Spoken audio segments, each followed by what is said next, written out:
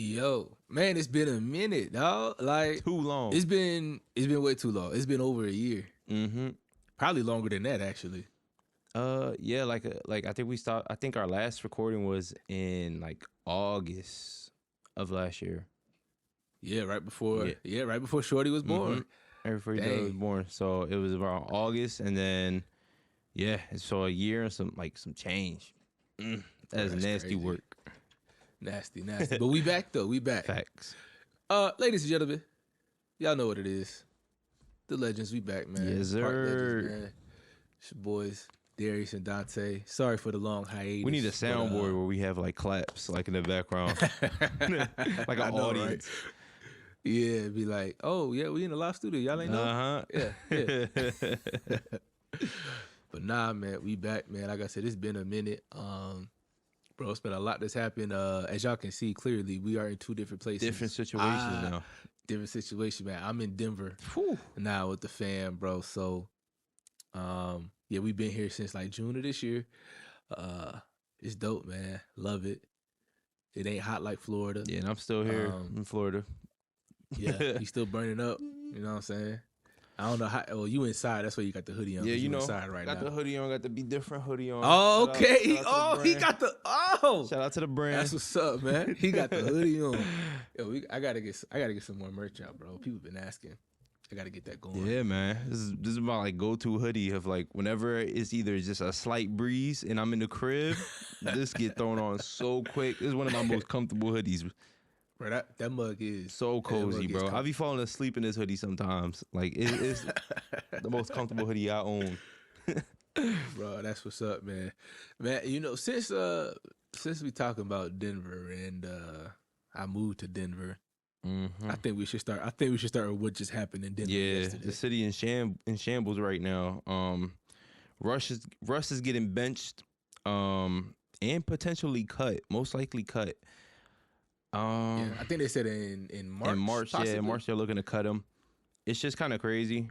I think that whole situation is just wild because I personally think, I don't know if Darius agrees with me, but I personally think Russ has been playing some pretty decent ball for the tools that he's been given. We was in, me and Darius were in a fantasy group chat, and I said Sutton as a number one wide receiver is crazy. I know Sutton's touchdown stats may look inflated, but I don't know, bro. That if that's your number one, I don't think you're really like you don't got that's crazy. He's a solid number two at best on any other team. That's a fact. And Jerry Jeudy ain't been Jerry Jeudy. Exactly. He left Alabama, he hasn't been living up to the potential that he's been given and what he was drafted at. So yeah, it's a lot of things going on with that organization in itself that didn't really give Russ the tools needed. They were, they have a pretty stout defense, I guess, other than giving up that legendary 70 points. But I think Russ has been okay. How do you feel about that? I mean, okay, so he's tied for 6 in touchdowns this season. He's got 26. He's got 8 interceptions, which is tied for 85th. He's got 3,070 yards on the season, which is putting him he's in the top 20 for that. He's like 18th in the top. So he's in the top 20. And then his QBR, though, is 50.6. So, I mean, when you look at the TD to interception ratio, he's not having a bad season. Not at all. He's not, especially for like, what you said. You got Cortland Sutton and Jerry Jeudy, bro. Yeah. Like, and again, Jerry Jeudy ain't been Jerry Jeudy since he left Alabama. Yeah. So, I mean, for what he's been given, he's doing okay. I think the thing that makes him look bad is him leaving Seattle and the season that Seattle's had, not just this season, but last year too. Yeah. So it's making it like Seattle, the way they're playing with Geno Smith of all people, it's making it look like Russ was the problem in Seattle. Yeah, it's just how old is Russ? He 35, bro. He 35. He just turned 35 last month. All right, so Russ is he's kind of getting up there in age, but I don't think he's that old to where like a significant drop off could happen. Because the stats don't look that bad. Like if you're just going off stats, I guess if you were to look at the eye play or like the eye test, of his play, I guess you can kind of make out like some fall off in his game, but Yeah. I don't think that's a product of him. Like I said before we went on air, if you put him on the Falcons, I think he makes that team a contender. They're just a quarterback away. They have so many weapons, and if they fire Arthur Smith, they have so many weapons where like all you need is a quarterback, and I think Russ can be that guy. He can put the ball on the money. He could throw the deep ball. That's for damn sure. We know Russ to be have a moon ball whenever he throws it up. He can throw the deep ball. He's a intelligent player when it comes to reading defenses. I think he's he's still a competent quarterback, and I think that just speaks volume on the Broncos. They just don't have the personnel group for him, and they're also giving up on their playoff hopes, which is kind of crazy because because you can still get in. They can still get in. They haven't mathematically been eliminated for the playoffs, but it will take some things happening, but it's not impossible. So I think that benching is just I think the organization is just giving up on him, and they might be giving up on Sean Payton. I know they just brought him in, they signed him, but I don't know. When your head coach comes in and gets 70 dropped on his head after saying the team sucked last year, that he wasn't on it, and said coaching was the problem, and then comes in. And then not to mention, not only does he get 70 put on his head, the coach he was talking about comes in and house. He puts 70, and that's the guy. Like, wait, no, he ended up winning. Nah, that was Mike. Yeah, that was he ended up winning. He's with their old coach. He's with the Jets. He's the OC. Yes, the Jets. They ended up winning. Yeah, that's right. Yeah, but Geno Smith though. So here's Geno Smith stats this season. Geno Smith has also missed, I think, 2 games. I think it is. Yeah. So he's top 20 for touchdowns. Mm-hmm. He's got 17 on the season. 9 interceptions on the season. He's in the top 20 for yards and top 20 in QBR. He's got 3,145 yards, and his QBR is 57.7. He's 14th, but again, he's in the top 20, top 15 QBR. Russ is 21st. Yeah, so I mean, it's not that big of a difference. It's not that big. It's not, but at the same time, Geno Smith also got DK, Tyler Lockett, Najigba. And another thing that they have is a decent running game. Like, they have a running game. Yep. Kenneth Walker, Charbonnet. Exactly. For some reason, Denver, they don't have a running game that they can rely on. Like, their running game, Javonte Williams was supposed to be that guy in that running. Javonte? Who? Javonte. Oh, yeah. Who? Exactly. Who? But he was supposed to be that guy. But he just never he got injured last year, and after that, he never seemed to pan out. So they don't have a run game that they can rely on. I had a good friend. We have a good friend that brought up, look at what the Giants were able to do last year with Daniel Jones. Daniel Jones was and where's Daniel Jones right exactly now? What is that situation? At some point, you got to throw the pill, and that run game isn't going to save you. So what they decided to do with Daniel Jones is, instead of throwing the ball, we're going to utilize his legs more often than not. And then they started, when you got Saquon Barkley as a running back, it makes it a little bit easier to run the ball a little bit. You can't do that with Russ. Russ isn't the same mobile quarterback that he once was. Yeah, Russ is 35. Yeah, he's 35. Like, you can't really ask him to put the run game on his shoulders like you can to Daniel Jones. And then, like you said, we got this guy, Javonte Williams, that can't do much. So there's nothing for Russ to rely on, really. So I think it's unfair to Russ. The Broncos look like they're imploding. They don't know what's going on. They don't know what to expect. And it's sad to see, because this team had a lot of potential whenever they first signed Russ. And, they just, I don't know. I just feel like it's a personnel thing at this point. Yeah. And I mean, so here we go. So at running back, you got, this is who the Broncos got. So we said Javonte Williams, who's only 23. You got Samaje Perine, Jaleel McLaughlin, and Dwayne Washington. Yeah. I know Perine was with the Bengals last year, but he's not really going to open up that run game. And plus, they don't even utilize him as like a running back. He's more of like a pass catcher from out the backfield. So, right. And Perine got 1 touchdown on the season, bro. Yeah. So, And he's only got 221 yards off of 46 carries. That's a bad joint right there. It's a bad look, bro. They don't have their run game is trash. And then if you look at Javonte Williams, he's got 2 touchdowns. 701 yards on 193 carries. That's terrible. That's not. Yeah, it's not gonna cut it.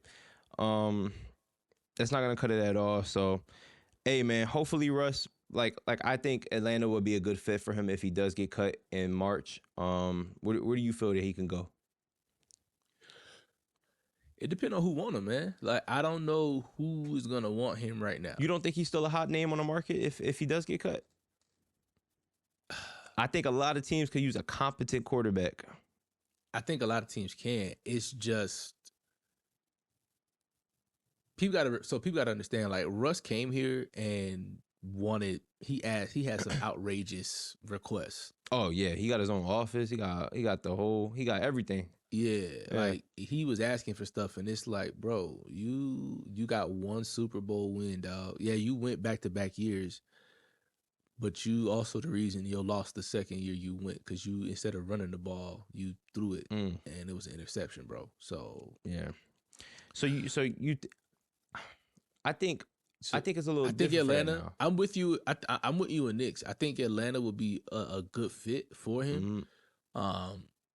If Arthur Smith is fired and you bring somebody else in. Yeah. But outside of Atlanta, I don't know where you would go. Yeah. Like, I don't know who else is willing to take that chance on him. Like, Detroit in a good position, the Rams in a good position, Baker Mayfield not doing too bad. Yeah, Baker Mayfield out there tearing it up right now. I mean, the only other team I could think you think of the Saints too. But no, the Saints just signed, but they signed Derek Carr to a 4-year, 1-something mil. Yeah. So they kind of handcuffed him. But what is he doing though? Yeah. But what is he doing? He ain't really doing nothing, man. I don't know the details on his contract, but yeah, no. He's another quarterback that's like, you pay him all that money, but what is he really doing? He's been hurt most of the season too. Yeah. But again, like with the contract, that may not be a move for them that they can make. I mean, no, not Tampa. I said Tampa. Washington with Eric Bieniemy up there, maybe. Yeah. You know, you got Scary Terry. You got a decent run game up there. It's possible. And it looks like they don't believe in Sam Howell anyways because they benched him. So yeah, there's a couple places I think that Russ can go. But we'll just have to see. I don't think he's gonna make outlandish requests like that again because it was more going off of like a what if scenario with Denver. Like, all right, what do you bring? You're Russ. You have this much potential to bring to the table, and I don't think he's done a bad job this year. But his first year, you could definitely tell that there wasn't much to go on. There wasn't much going on. His first year.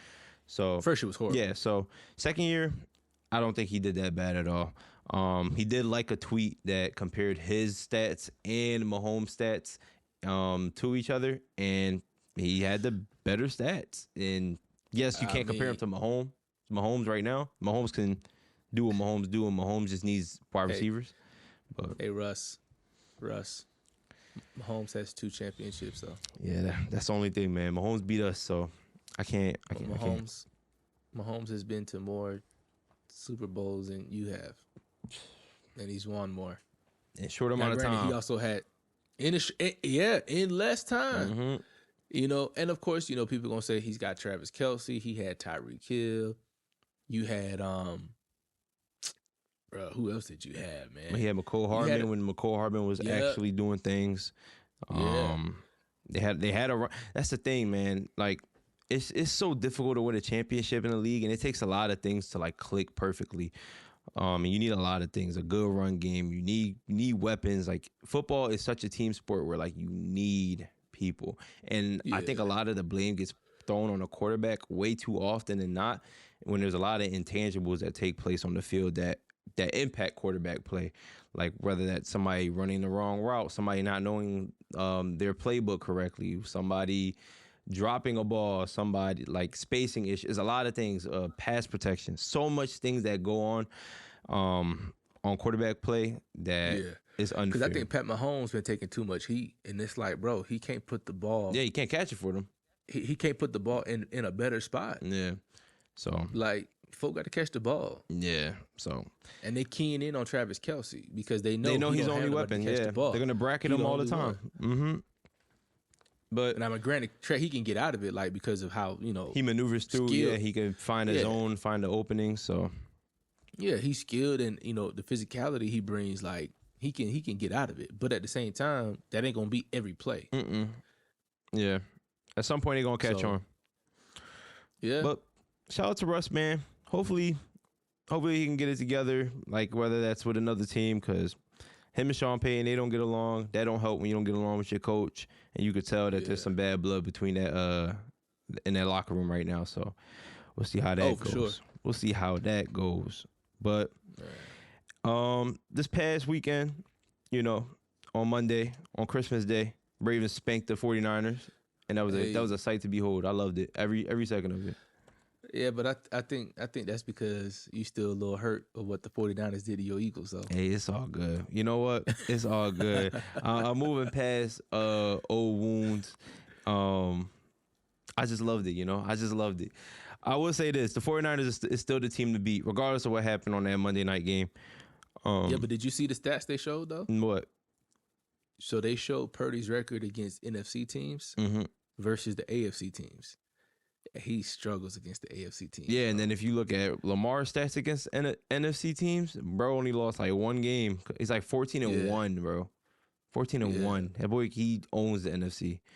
Yeah. So, like, even if the 49ers, let's just say the 49ers get to the Super Bowl, based on that stat, do we trust Brock Purdy to bring home the chip? I don't know, man. I would say this. I'm gonna sound like a hater because I'm an Eagles fan, and I just have, like, it goes Cowboys, and now all of a sudden, like, 49ers, that the teams that I hate. I'm gonna sound like a hater, but aside from his record against an AFC team, I don't think he's a quarterback that can play from behind. Like, I don't think that scheme, like the Kyle Shanahan scheme, I don't think that's a scheme that is supposed to come from being down. I think that's like gain a lead and just build on top of that lead. I don't trust Brock Purdy when it's time to come back from something. Obviously, we saw that this past Monday. Like, this was like the first time that we saw the 49ers really down in a game. Yeah. And they just got stomped on. Like, it was like a complete domination of, like, a performance from the Ravens. That man threw 4 interceptions. 4 interceptions. That, a lot of people, is rightfully so. Lamar had a great game that day. But that defense really gave that offense so much opportunities to score and score. Like, they were just so ball hawky, like, it wasn't even funny. But it's crazy, though. But so here we go. This Brock Purdy stats right now. Bro, he's second in yards with 4,050 yards. He's second in touchdowns with 29 on the season. He's got 11 interceptions. He's, I think, tied at 98th for interceptions. Bro, but he's first in QBR. Yeah. That's 71.7. It's easy when, like, that scheme is very, they work that Kyle Shanahan scheme is brilliant. They work the middle of the field like no other. But it's like them boys just, when you got Debo that can catch a ball and take it to the crib, or when you got like a CMC at the backfield, George Kittle, even, like, you got so much, and then you got Brandon Ayuk that just gets open. They utilize their players so well because they're so good at specific things, so they use those strengths. Did you see they broke down that play? Not when they played the Ravens, but who they played the week before? Who, the 49ers? Yeah. Damn, who did they play the week before? Who was that they played the week before? The Ravens. Arizona. So it's his play. Christian McCaffrey comes out the backfield, bro, and does like this wheel route. Yeah. But the defense they shifted to the right side of the field. Oh, he was just wide open. He just caught it open. Yeah, and just walked right in. They schemed their players open. They schemed their players open. That's the one thing about that coaching. Like, they don't just rely on their players' talent to just get open.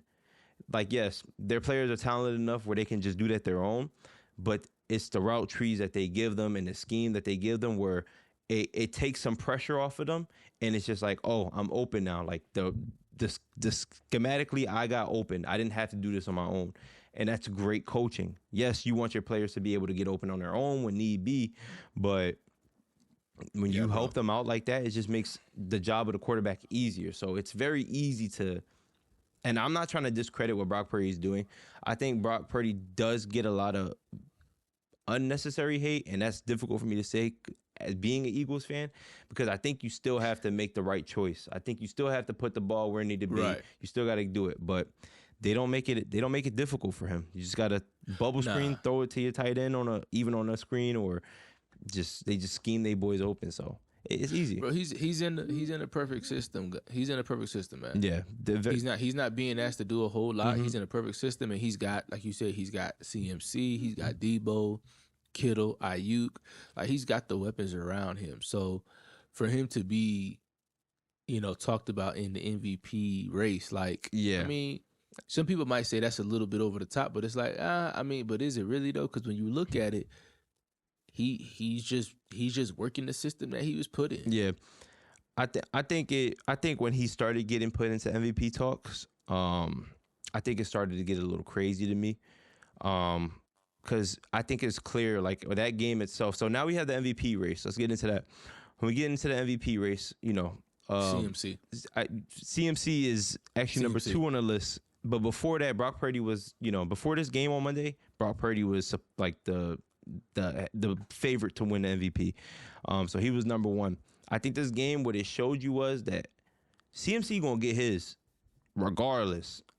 And that's why I'm riding with CMC. And, like, I love what Lamar is doing. Mm-hmm. Like, I want Lamar to win, but if I had to go based on, like, looking at the player volume and what they bring to the team, volume, bro, you take CMC off the 49ers, I don't know if they the same team, bro. Yeah, I think he brings such a dynamic to that team where he's a great pass catcher. So that gives you so many options that you can run with him. He's a great route runner. He can run almost any route from out the backfield that you give him. Then you just talk about his running game. Like, he can run the ball. Yeah. He's powerful. He's quick. He's elusive. There's so many things that he brings to the table that's so dynamic that you don't find in any other running back in the league. And I mean, the same can be said about Lamar. Like, if you take Lamar off the Ravens, it's gonna be a little crazy. Yeah, different. Yeah, no doubt. So I think right now, those two alone, they deserve to be the front runners in the MVP race. Now, personally, I think Lamar is going to win it because in recent years, it's a quarterback award. Last non-quarterback to win it was Adrian Peterson. But which was that was like 2012. That was like 10 years ago. Yeah, exactly. So it's a quarterback favorite award regardless. I would like to see, this year has been like very weird when it comes to quarterback play because no quarterback has been playing out of their mind. Like even Lamar, like he's not really playing out of his mind right now. And that's another reason why I think CMC should win. Exactly, because there's no clear cut. There's no clear cut quarterback. It's no clear cut. For a quarterback, no clear cut, and he's just been so consistent. Mm-hmm. Very consistent. Very consistent. So you got Lamar number 1, number 2 you got Christian McCaffrey, number 3 Josh Allen, 4 Tua, 5 Reek. I think he's significantly low. If he breaks the all-time record, I think he should. If he breaks it, I think he should take it. I think he should. I think missing a game or so hurt him a little bit. For sure. But I think if he doesn't miss that game, I think he's on track to probably be the 3rd favorite in an MVP race. And then Brock Purdy went from number 1 on the list to tied for number 6. That game alone dropped him down. Who he tied with? He's tied with Dak Prescott. Oh God. Yeah. Why is he in the conversation? I don't know, bro. Let's see. Let's see. Dakota. He has been playing. He has some stats. He has been playing decent football. And then you got number 8, my guy Hurts. Okay. 9 Stafford, and then 10 you got TJ Watt. I don't even think he's gonna win that.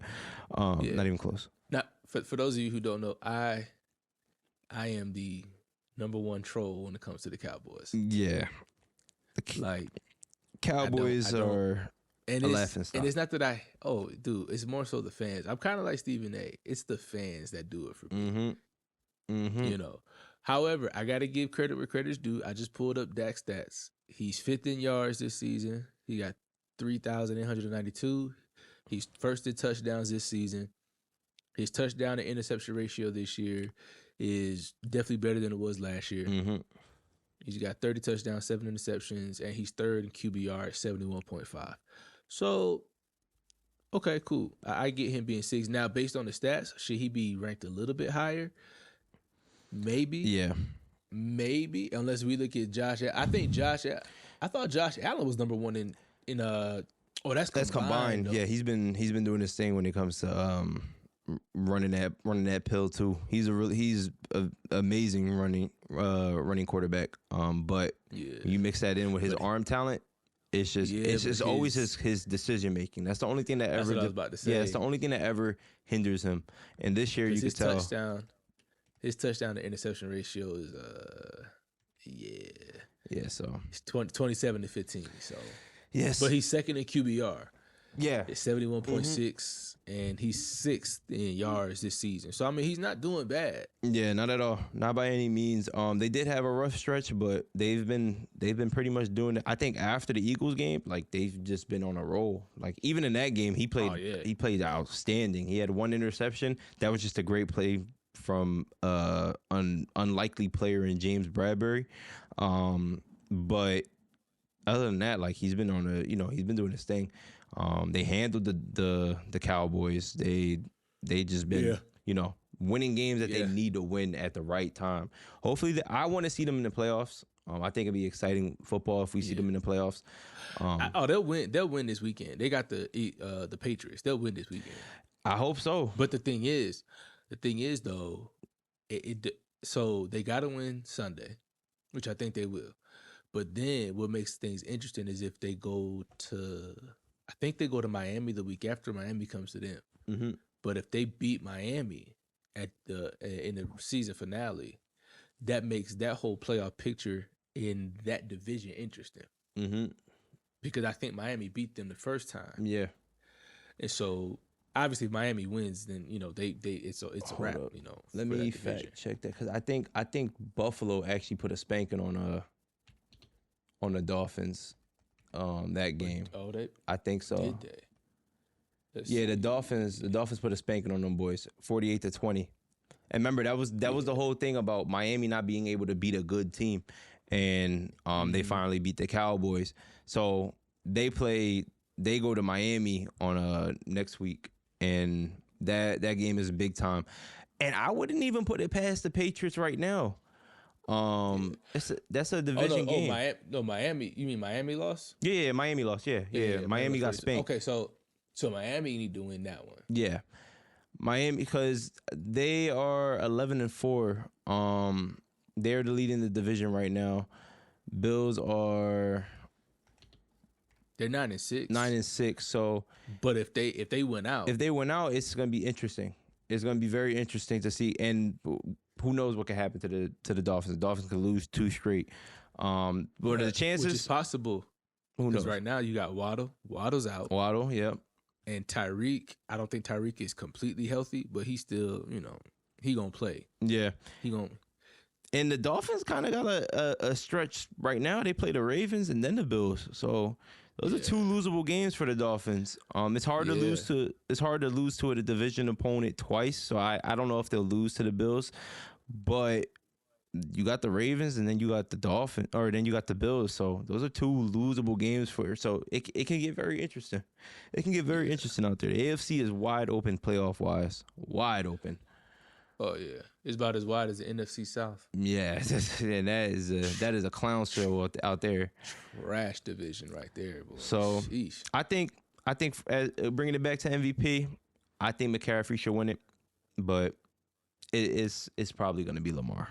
at the end of the day. Yeah. It's probably going to be Lamar at the end of the day because it is a quarterback, unless he just poops his pants on national television one game and man, I don't see that happening. Lamar he's on a mission this year. He's on a mission. He's so on a mission that he got called. Well, he made some statements on Mike Floro, basically saying that Monday night game was not going to be a contest. Lamar didn't take too kindly of that, and that whooping on national television after the game, he gets caught saying, Michael Floro's not putting on no pads, because if he was putting on pads, he wouldn't be disrespectful. And then followed up, Cam Newton follows that up and basically says that analysts should not be talking about anything sports related if they have not played any meaningful sports.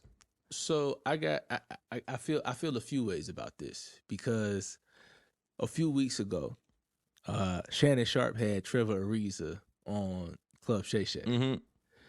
And Trevor Ariza gave his take on who the GOAT was. Okay. And he said Kobe. Mm-hmm. And Shannon was like perplexed that he said Kobe. But Shannon has to remember, Trevor Ariza played with both Kobe Bryant and LeBron, mm-hmm. and played against both of them at some point in time. Mm-hmm. So, and then they went on First Take, him, Stephen A, and Tim Legler, and they brought up this clip where he was saying that Kobe was the GOAT, and they laughed at him on national TV and called this man crazy. Now, you know how I feel about Kobe. I don't think that's such a crazy statement, but... Nah, it's not. But you know how I feel. You know how I feel about Kobe. Yeah. Now, for me, I'm always going to go with Kobe as the GOAT. Mm-hmm. Can't nobody change my mind. And I'm not going to try to change anybody's mind if you got LeBron, if you got Jordan, whatever. I don't think there will ever be one true GOAT, because each of them brought something different to the game, and they all played at different times. For sure. So I'm at that point where I'm like, bro, I'm not going to try to force you to say Kobe Bryant's the GOAT, but what I will defend if you say he's not in the conversation. Now that I'll die on that hill, because he's in the conversation. Yeah. But my thing is this whole analyst thing, bro, is like, bro, y'all say some of the most craziest stuff. Yeah. Like Stephen A has been on record saying he's smart because he learns from the people who played the game. But yeah, you get on national TV and laugh at Trevor Ariza for saying that Kobe Bryant is the GOAT, and why? Yeah. Or you can't have it both ways. Yeah. So I'm with Lamar, bro. I'm with Lamar, and I'm with Cam to an extent where analysts gotta chill out, bro. And some of these analysts have played. So when we talk about football, like Damian Woody, he's played. Yeah. Ryan Clark, he's played. Shannon Sharp, Bart Scott. Yeah. Dan Orlovsky, like these guys have played the game. Whether they were good or not, they played. They put on them pads. Exactly. Yeah. They put them pads on, and they all haven't had the same success. Like Damian Woody and RC got rings. Yeah. Dan Orlovsky's known for running out the back of the end zone, bro. Like, yeah. When he was in Detroit. But he played. Yeah. But he played, though. And so it's like, y'all got to remember, a lot of these cats that are analysts, they have played. Mm-hmm. The Stephen A's that haven't played, where it's like, hey, bro, you gotta chill sometimes, bro, because you out here talking reckless, and you ain't sure, Stephen A. You played college ball, but you weren't that guy. Yeah, yeah. Like you're sitting at a desk right now, yeah, talking about sports. Mm-hmm. I see it. I see it two ways. I think a lot of analysts, and Lamar said it too, he needed to get his clicks or whatever. I think a lot of the things that a lot of analysts say are for shock value. 100%. I think that plays antics into it, because at the end of the day, it's their job. They get paid off of the views, the viewership. They get paid off of, if they bring that viewership to the table, if they're the reason why they bring that viewership to the table. So there's always some some antics in it. But I feel like analysts, because when you talk about, I know analysts and coaching are two different things, but some of the best coaches never played basketball, never played in the NBA, or some of the best football coaches never played in the NFL. Yeah, or even to that point too, some of the best coaches were the guys who were on the bench, bro. Yeah, they're just very knowledgeable of the game, and I think two things can be true. I think you can be a knowledgeable analyst that never played a lick of football or basketball, whatever it may be, but you watched and studied the game to the point where you know this game in and out without playing a single possession or snap or whatever it may be. But you can be unknowledgeable. Like, you can be very ignorant as an analyst as well. And you could just be saying things just to get, bring that shock value. And that's all you ever are. Do I think Mike LaFleur is a shock value analyst? No. I've watched his show a good amount of times, like his podcast with Sims, and I'm not a very big fan of Sims, but with Sims and his, when he's actually analyst on the show itself, when it's aired on TV, he's very knowledgeable of the sport of football. Yeah. I'll tell you that. So I don't take him as that kind, but for Lamar, there are people that do that. There are people that are shock value. They don't really know much about the game at all. They just, bro, you got your Skip Baylesses, you got your Nick Wrights. Exactly. You got what's it Colin? Is it Colin Cowherd? Is that his name? Colin Cowherd. I kind of like him a little bit. He's okay. He's very hit or completely miss. There's no in between with him. There's no in between with him. But you definitely do have analysts that are like that. So to Cam's point, I think analysts can talk about the game, whether if they played the sport or not. It's just a matter of how you talk about it and if you're respectful towards it. Right. Because, there can be very disrespectful analysts out there. Yeah. But what now? So what do you say about the analysts who played the sport that be talking reckless? Like, for example, Shady McCoy. That's my dog. You ain't gonna make me say nothing bad about McCoy. I'm just saying, man. But Shady, I do. Shady be real shady, bro. I do see Shady. I do. So if I take off my Eagles glasses, right?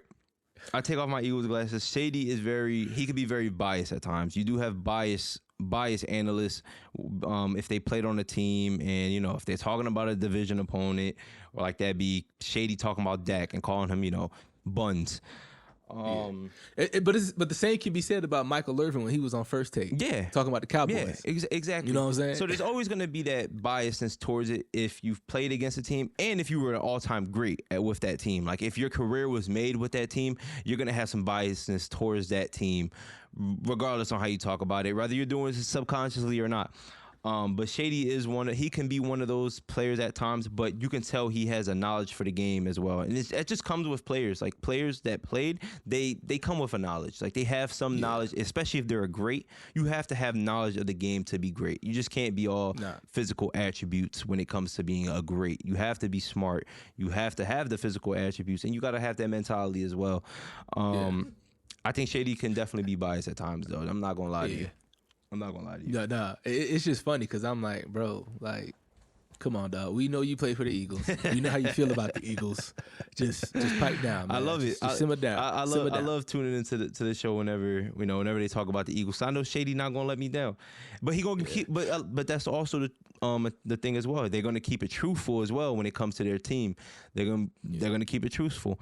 But it's almost like going back to like basketball, like when Stephen A. and Shannon Sharp get on the GOAT debate, because Stephen A. he gonna ride with Mike till he die. Yeah, and again, I get it, and Shannon gonna ride with LeBron till he die, and I get that. But it's like, bro, two things can be true. Two things can be true. Like, Jordan can be great, and LeBron can be great too, and they can be great for different reasons. For sure. You know what I'm saying? Yeah. Like, I think for me, I think I'm sick of when you talk about that. All right, I get it. Yes, Jordan won 6 NBA finals and 6 trips. I get it. LeBron, he don't have that same record. Yeah.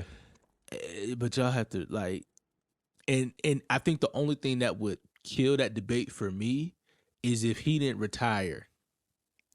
And go play baseball. Because I truly believe had he stayed, I think he would have won 8 straight. Now, if that would have happened, I'd be like, let's go ahead and put this debate to rest, bro. Because the man went 8 straight and won 8 straight. Yeah. That'd be crazy. But it didn't happen. That'd be crazy. It would be crazy. I mean, to do a three-peat twice is still crazy. Yeah. You know, but still, I'm just kind of like, we gotta stop being like the biases, man. It's like, bro, like you can't, like, don't tear this man down just because you think this guy is the GOAT. You know what I'm saying? Or you think this guy is better. Like, if he's good, he's good. Mm-hmm. If he's great, he's great. Let that man be great. Just 100%. Enjoy greatness while you can, man. And that's the thing that we're taking for. That's the main thing that I stopped talking about pretty much the GOAT debate as much as I could because, I think LeBron is the GOAT. I've made that pretty clear. From anybody that's ever had a conversation with me, or if you ever watched the episode of the podcast, I've made that very clear that LeBron is my GOAT. That's cool. Point blank, period. But I won't take away from Jordan what he did. Like, yes, I can joke around. Yes, I can be, ignorant to the point where I'd be like, yeah, Jordan was just this bald-headed guy that was okay at basketball. But he did some things that changed the game for the better. And there was greatness. Yes, I wasn't alive to watch that greatness in the 80s and, the early 90s. But when I look back at the Hardwood Classics, I can see like, okay, this guy was doing his thing. Regardless of the competition, I think competition has grown exponentially throughout the years. But that's not an opinion. 100%. I think that's a fact. No, that's definitely a fact, bro. Like the game is evolved in a much different manner to where it's just like there's some things that people have never seen in prior generations that they're seeing currently right now. But I stopped, that whole GOAT talk and, knocking down Jordan and whatnot because he did things. And I feel like people did the same with Kobe. People knocked down Kobe his whole career basically and try to discourage what he was doing and took it for granted. And then when he retires, it's like, dang, this guy was amazing. And then ultimately when he passes away, it's like... I think it was more so when he passed away. Because even when he was retired, people still threw dirt on his name. Like Jason Whitlock, bro. Jason Whitlock, and another analyst, bro, every chance he had, he was taking shots at Kobe. Yeah. And then when he passed away, I came across this clip where he was talking about how great Kobe was. Mm-hmm. Man, I turned that clip off so quick. I was like, bro, I don't want to hear that from you. Bash this man this whole time when he was alive. Right. Yeah. Now you want to sit here and talk about, oh, man, he was such a great player, man. We'll never see anybody else like that. Man, shut up. Right. Now you want to say that, huh? Now, because you feel bad. But it all ties into you didn't take advantage of the greatness while it was here. You didn't appreciate it while it was here. And a lot of people are going to be like that with LeBron. We're never going to see another LeBron. Like, whether people want to compare LeBron or these prospects to LeBron, whoever it is, we're never going to see this longevity. There's never been a fall off in his prime. He's still in his prime right now. And I was telling somebody this too, like, bro, throughout his entire career, the only time he's been hurt and out for a significant time has been since he's been with the Lakers. Yeah. And he was already old when he was, he was already at that point where an average NBA player would start, okay, this is the rapid decline we're about to see. He got that injury and came back like nothing happened. He had the groin injury, he had the foot. Like, he had a couple injuries that had him out for a decent amount of games. But that was only when he got to LA. Like, before he got to LA, dude has always been healthy. Yeah. And like I just had to tune out like LeBron fans, cause like you got the LeBron fans that they're just crazy. Mm-hmm. For sure. And so I tell people all the time, like, I didn't really, like, even though I watched the NBA, I didn't really pay attention to LeBron games early on because I was like, the fan base was just annoying. It's just nauseating. Yeah. I'm like, but since he's been with the Lakers and I'm a Lakers fan, like, I've been paying more attention, obviously, because I watch the Lakers every time that's your team. But it's kind of like watching him since he's been with LA. It's like, yo, like, yeah, he ain't Kobe, but I mean, just watch this man. Like, he's 39. He's about to be 39. I think if he ain't turned 30, I think he turned 39 today I think today or tomorrow. But I know he turned 39 this month. Yeah. And it's like, bro, he's 39. And he's still doing the same thing he was doing at 21. It's crazy. We'll never see another one like it. So, like, you're not going to see this again, man. So never. I'm with you, bro. You just got to appreciate it while you got it. And I think I think if anybody were to get a farewell tour like Kobe, it's going to be LeBron. It's definitely LeBron. Yeah, without question. Yeah. Without question. Yeah, like, first of all, since we talking about like farewell tours, bro, I don't know why in the world Jordan Poole got a welcome back video, bro. Like a tribute video. Bro, I think that's Dylan more Brooks, so, bro. Dylan Brooks got a tribute video when he went back to Memphis, bro. Like, what? I can understand Jordan Poole's tribute video more than I can Dylan Brooks. One, because Jordan Poole won a ring. He was a key reason. I wouldn't say big reason because that was Curry. Nah. But Yeah, that was Curry. that's a fact. But in that playoff run, he was a big reason why they, got there. He hit some shots, some key shots. He made some good plays. He didn't play bad. Nobody played bad basketball until they got to that final spot when they started playing the Celtics, and Curry had to literally put that thing on his back. Yeah, because Clay. Because Clay, I don't know what he was doing. Wiggins was playing okay, but Poole wasn't being the Poole from the playoff series prior. So I can see Poole's still makes it difficult. I think that's more so of the organization feeling bad how Poole was handled. How Draymond dropped him. Yeah, I think that's more so the case. But yeah, I don't understand Dylan Brooks. Not at all. I don't get that one at all. You told this man he's not coming back under any circumstances, and then he comes back for a game, and you give him a tribute video. Yeah. Like, and not only and he hit the game winning shot? Don't he hit the dagger on him too? Yes, it's crazy how God works. It's just crazy. Because not only did y'all say y'all not bringing him back, the main reason why y'all cut him is because he was sticking up for y'all organization in the first place, and basically coming in with that attitude like, I'm gonna poke the bear, LeBron. He did that for y'all. He didn't do that for nobody. Like, he did that to put some fire underneath. Yes, y'all got torched. Y'all got torched. That man said he don't respect nobody till they drop 40 on him. Well, congratulations. And the team put 40 on your head. And it happened. He talked on behalf of the team, and the team didn't talk on behalf of him. They dropped him. And I think they did him dirty. At the end of the day, I think they did him foul. And Ja did get hurt in one of those games. Yeah. I think he was out. Yeah. I think he missed one. He missed one. The organization did him foul. I think they realized they did him foul. I think they realized they did him foul as well. I think, honestly, if you go back to it, the Grizzlies didn't handle that properly. I don't think they handled that the best as an organization as well. You drop a guy for defending your organization and then say, we're not bringing him back indefinitely. That's foul. But I also think Dylan Brooks, he's not a problem child. He just run his mouth too much. Yeah, for sure. I think he just run his mouth too much. For sure. And he's not like a lockdown defender to be doing that. No. And he's not a high clip offensive player either to be doing that as well. No. So it's like, where do you get this delusion from? Bro, he's in the league, bro. Yeah, he is. He's in the league. He'll cook me. And that's in the league and I'm not. Yeah, so you know what I'm saying? So yeah, I think more so those, now that I talk about it, I think more so those two videos were just, organizations felt bad. Grizzlies didn't handle that situation properly at all. And Jordan Poole, you know that whole story with Jordan Poole. Yeah. Hey, real quick before we go, do you think Draymond comes back this season? Do I think Draymond comes back this season? There's been talks about it. I think they've been trying to appeal it. Do I want? I might sound controversial on this. I don't think what he did was warranted an indefinite suspension for the rest of the season. Yes, he stole somebody.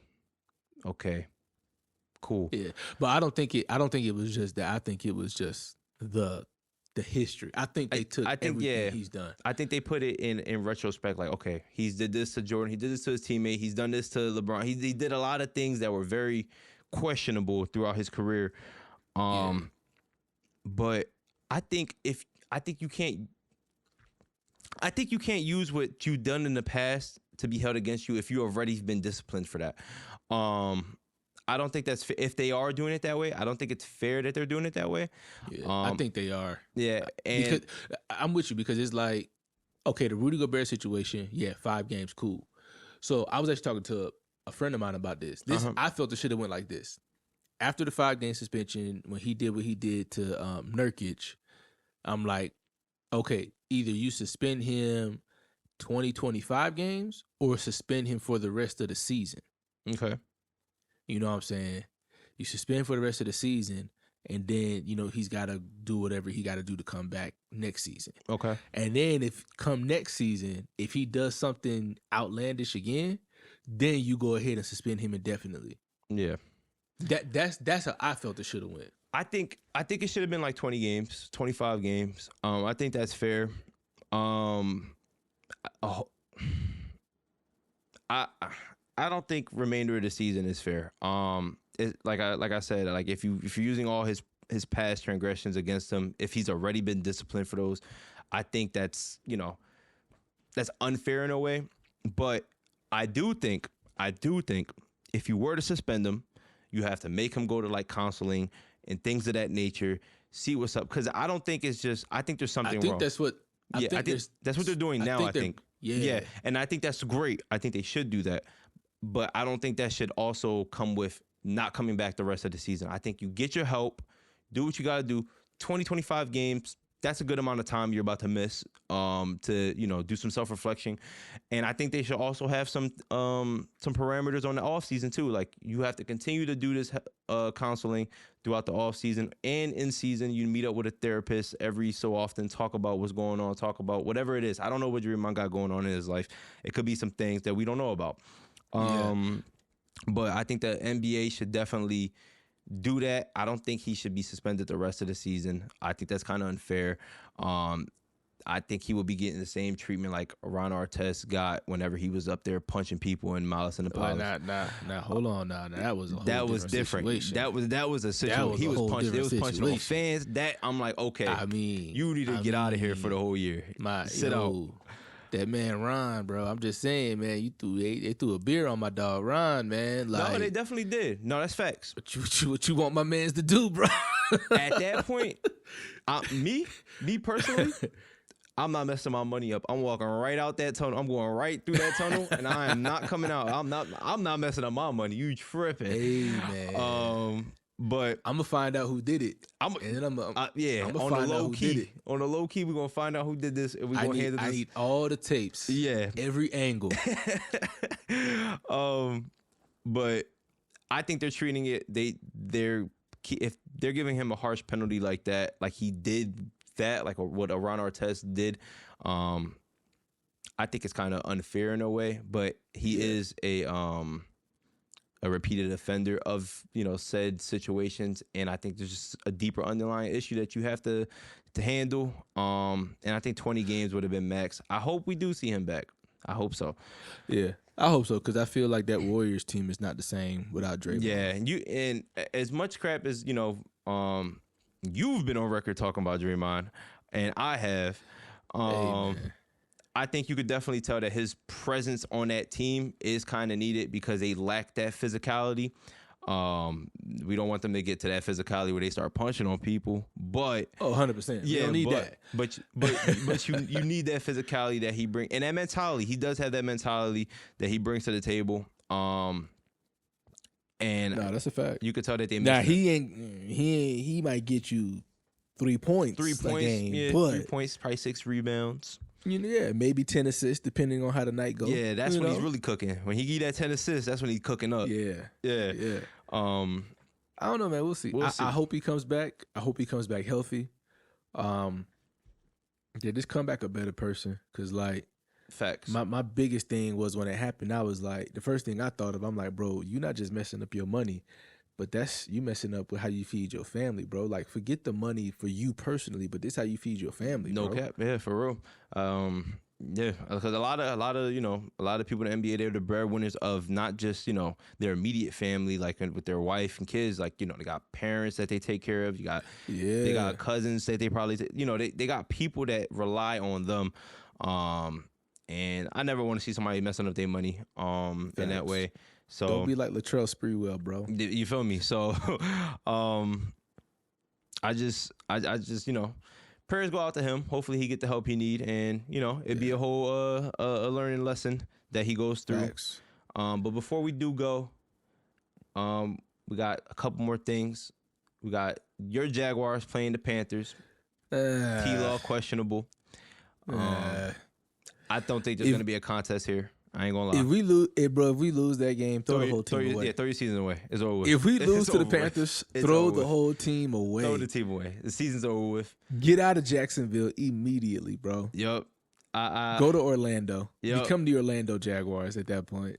They might get worse. Man. But I think there shouldn't be a contest here at all. It shouldn't be. But I think the Panthers are coming off of a win, so getting them hot. And we gotta win though. But we gotta win because we I think both us and the Colts are 8-7 right now. Yeah. So there's no margin for error right now in that AFC. Yeah. We gotta win to win the division, man. Yeah. So I don't think that's gonna be a contest. It shouldn't be a contest. Excuse me. At all. The contest. What shouldn't be a contest is y'all, because y'all got who?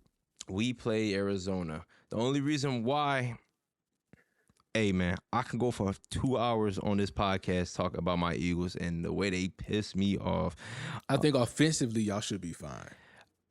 I hope, because Arizona's defense is not the only thing that throws me off is our former defensive coordinator and Jonathan Gannon. He's their head coach now. Oh, I forgot about that. Yeah, he's the head coach now, so it might be he might know us better than we know ourselves, because we still are finding ourselves within the remaining weeks of this season. I don't know. That might be. Yeah, it might be. I think y'all will still win. I think we still win. But I think it's going to be real close because, that's just the Eagles right now. The Eagles, I think it's personally a coaching issue. We're not playing our players to the best of their capabilities and their strengths in the game. And I think it's a coaching issue. And I feel like, anything can happen at any given week with my Eagles this year. Am I confident in the playoffs? I feel like we might play our best ball in January. Hopefully, Nick Sirianni is just hiding what he's going to really do for the playoff run. I don't know. I might be optimistic. I hope so, because, Nick Sirianni been giving y'all heart attacks all year long. Nick Sirianni and Brian Johnson, and then we make desperate moves like getting rid of Desai, putting him in the coaching booth, and we just doing too much. And then bringing Patricia as our defensive coordinator, and we're just doing too much, and it's a heart attack every week. So I think we win, but I wouldn't be surprised if it's close. If we shut the Cardinals out, it might not be saying much to anybody else, but that's saying a lot to me. Hey, but I tell you what you can say. What? We beat them and Dallas didn't. Oh yeah, that's gonna be great. That's great. That's great. That's the one thing that anytime, if we were to lose or anything, anytime the Cowboys lose, it's the best feeling in the world. Best feeling in the world. But it's funny when they're talking about the 49ers losing to the Ravens. I'm like, yeah, but they still put a 40 piece on your head. Yeah, though. They destroyed the Cowboys. And they destroyed the Eagles. So yeah. It's like, it happens, It's any given Sunday at the end of the day. That's the one thing I love about the NFL, and that's what makes it like one of my favorite sports of all time, because you can be the greatest team on paper, but any given Sunday, a team can just turn around and backhand you. What's the same with the NBA? Yeah. Phoenix is the greatest team on paper. And look at what they've done. Nada. Not a thing. So, hey man, I got the Eagles winning, and probably a shootout. It's always a shootout, and we'll see how that goes. Congrats to Darius. Darius is in our fantasy leagues championship.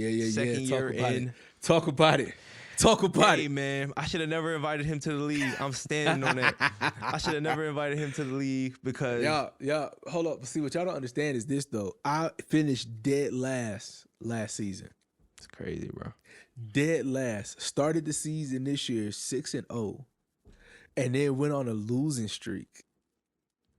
Was it like 4 or 5 games? This year? I think it was like a 5-game losing streak. I went on like a 7-game losing streak. I went on like a 5-game losing streak, and then I turned it around, bro. Ended the season 9-6, 8-5, something like that. Yeah, I know. I think we were tied in the division. You were, because we were in the same division for anybody not knowing, and he swept me in the division. I killed the division. Yeah, I wanted to sweep the division, but I lost the last divisional game. Yeah. What's funny is that I lost that divisional game to the same dude I played first week in the playoffs, and I smoked him in the first round. Smoked him. It's crazy, man. Shout out to Darius, man. He did he's doing his thing. Now he got a good opponent in Nixon. Shout out Knicks. But let's keep it a buck though. The only reason I made a championship game is because Brock Purdy was ugly on Sunday, bro. Oh my, he had his career low in like his worst game at the best time for you. At the best time. 4 interceptions, bro. That is 4 like interceptions. If you don't win, this is gonna be because I had Gabe Davis. I had Gabe Davis. Because I had so I don't trust Gabe Davis. Like the first 4 weeks, Gabe Davis produced for me, and then after that, he just fell off. So I had him on the bench, and that man put up 25 points sitting on my bench last week. So I was like, dang, bro, I could have used them 25, especially because Jalen Waddle went out. So I'm like, dang. So I was like, bro, my only hope was Brock Purdy having a bad game. And lo and behold, 4 interceptions. I was like, yo. A career terrible game. And it was a blessing moment for you. And you know what, man? I can't be any happier for you, bro. Because, at the end of the day, you were my referral. And you came in last year, made me look bad. I referred you. You made me look bad. I'm like, yo, he gonna step it up. And now look at you. You shining. You did something that I haven't done, and I've been in this league longer than you. You've made it to a championship game. So you know what? If you don't win it, I'm gonna get real mad, because then I'm gonna have to hear Nixon, and he lived down in Florida with me.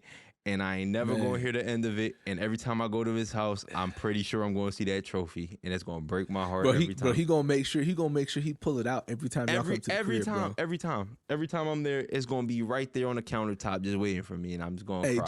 Just know this. If I win it, bro, I'm changing all of my profile pictures have been changed, bro.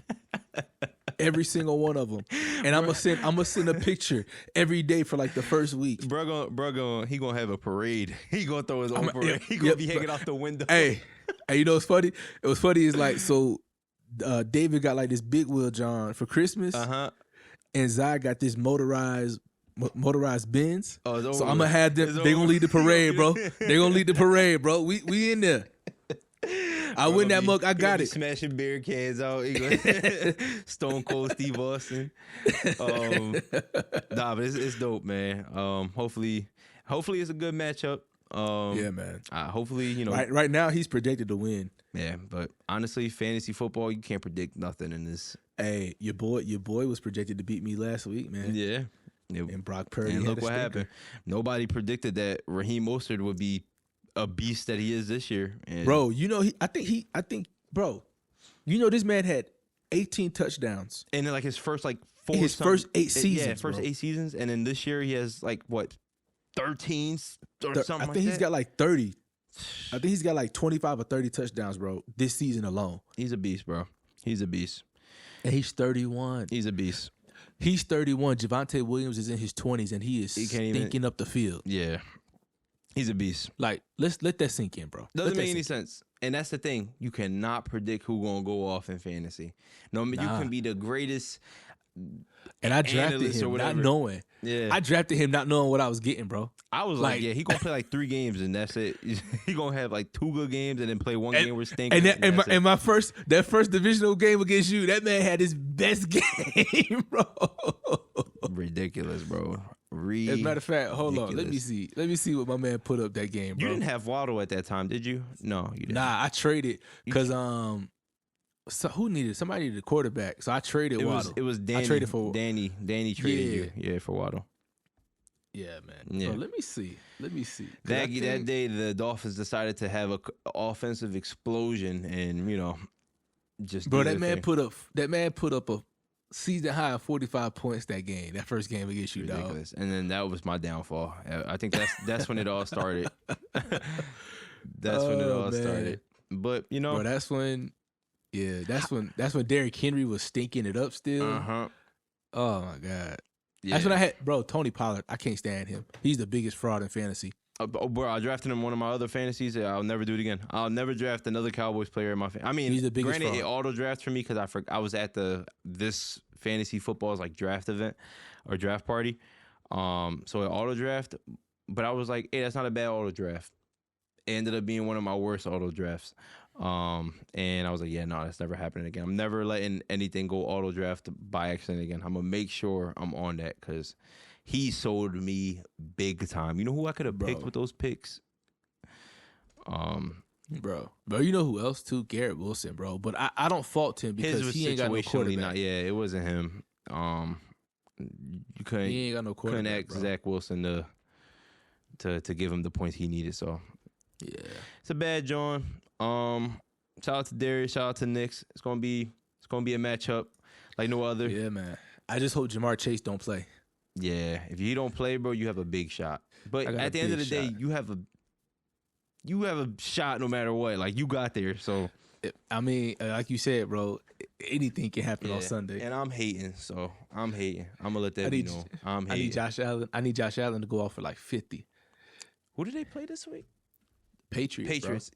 It could happen. So we'll see. We shall see. But anything else you want to add on? Man, bruh, that's it, man. That's about all I got. Yeah. We gonna see what happens, man. So nobody's watching that game of the week tomorrow. Nobody's watching that. Yeah. Actually, I take that back. I'm only watching it because I got the Browns defense. Shout out to the Browns, man. The Browns haven't had a competent quarterback like all year. They ran through like a. Are we watching the resurrection of Joe Flacco? I don't know, bro. I don't know. He comes in and Amari Cooper has a historic night for the Browns. 256 yards, bro. Yeah, that's nuts. He's done that on almost every team I think he's been on. I think he's the only player to do that, except Dallas. I think he did it because he was Raiders. Dallas. I don't think he did it with Dallas last year, bro. I mean, it's Dak Prescott. Dak Prescott missed 5 games last year and led the league in interceptions, bro. Hey, man, you know what Shady said about him. I'm gonna leave it at that.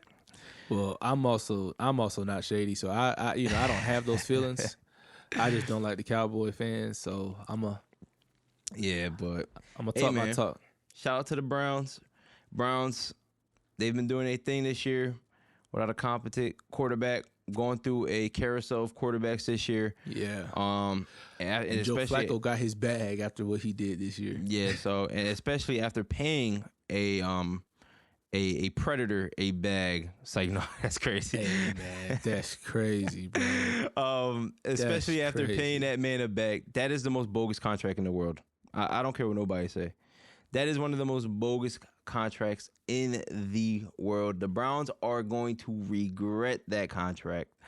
Yeah, I don't disagree with that. Aside from all the stigma around his name, his play, yes, it was his first year back, but it ain't looked too promising this year. And he kept getting hurt and kept getting hurt and he missed games. He ended, as you could tell, he's not playing any games now. They're going to regret that contract. They paid him a bag off of what ifs, and they're going to regret that. Yeah. But they're making do with what they got right now. I get it. I know he was coming off of injury and whatnot too, and not being able to play. So, yeah, I mean, was he was this year? That wasn't this year he got suspended. It was last year? Last year. Last year he was suspended. They paid him that contract last year. He started playing like mainly halfway through the season. Yeah, he started playing like kind of like towards like the tail end. But then, he picked up as he got here. But it just didn't look promising, like off the eye test, and even like his health wise. Not to mention, he kept getting hurt. Was it Chubb? Nick Chubb, yeah, that was. So you lose Nick Chubb in a freak accident, and you still win 10 games. That's your crazy. Defense though. That defense is amazing. Now that offense is gonna have to catch up. Hopefully, they can do their thing. They can keep it consistent on that end because playoff is a different beast.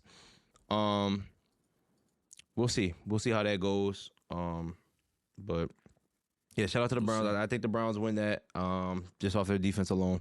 But it's any given Sunday. We'll see how that goes. But I got nothing on my end.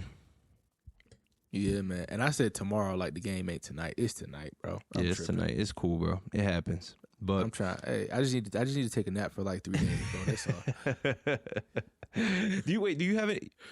No, you don't have anybody playing tomorrow. You don't. Does Nixon have anybody playing tomorrow?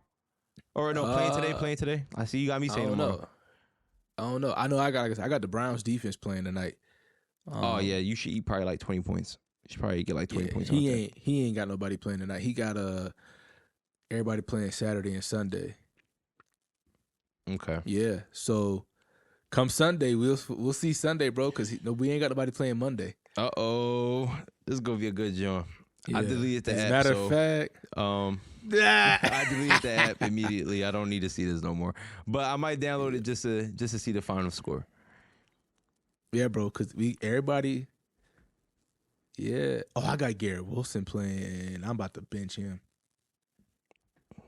No. I don't think watch him drop like 30 today. I don't think it's gonna happen, bro. I think I might bench him, bro. Cause who's the quarterback? Is it Simeon? Yeah, it's Trevor Simeon. I don't trust him. Yeah, I don't trust none of the quarterbacks on that team. I don't trust him, bro. But we shall see, man. Shout out Nick. Shout out Darius. Shout out my birds. It's gonna be an interesting weekend. Oh, it definitely is. It definitely is. All right, I think I'm gonna take a shot. I think I'm gonna take a chance and bench Wilson, bro. Who you gonna put in? It's either Brandon Cooks or Joshua Palmer. Cowboys play Lions? Yeah, bro. They at home too. I ain't gonna tell you what to do. You made it that far off your own merit, off of your own instincts. I ain't gonna tell you what to do. Yeah. But I just don't trust Trevor Simeon with going up against this Cleveland defense, bro. Yeah, and they're in Cleveland too at that. Yeah, that defense is tough. That defense is tough. I ain't gonna tell you what to do. I'm out the playoffs. I lost like 7 games in a row. It ain't gonna help with my opinion. I thought I knew what I was doing. I don't. I thought I knew football. Apparently, I don't. But yeah, man. Shout out to Darius. Shout out to Nick. Y'all gonna go crazy, man. I'm hating. Yeah, you gonna see, bro. We gonna see what happens, man. Facts. You gonna see. But I'm good on my end, man. I think we pretty much touched all bases on what we wanted to talk about. Oh yeah, man. Listen, y'all already know we appreciate y'all. I know it's been a minute. If we sound rusty, it's because it's been a minute. Yeah, it's because we are rusty. It's gonna take some time to get back into this. Yeah. But we're gonna get back in the forum here in a minute, man. So appreciate y'all rocking with us, man. Facts. And as always, stay legendary. Yes, sir.